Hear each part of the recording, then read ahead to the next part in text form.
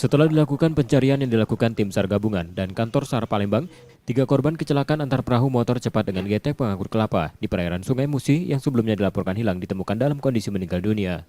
Korban ditemukan tak bersamaan dan lokasinya tak jauh dari tempat kejadian kecelakaan. Dari keterangan yang diperoleh, peristiwa terjadi ketika perahu motor cepat yang membawa jenazah dan keluarga bertolak dari rumah sakit di Palembang menuju rumah duka di Kabupaten Musi Banyuasin Minggu dini hari.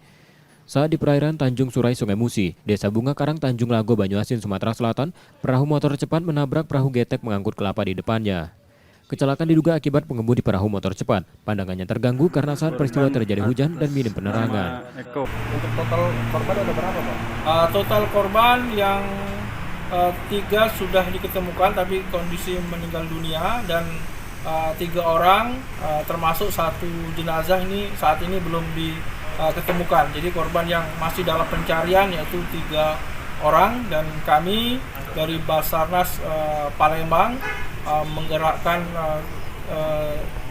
RBB, 1 unit RBB dan 1 tim rescuer untuk melaksanakan pencarian pertolongan di lokasi tempat kejadian.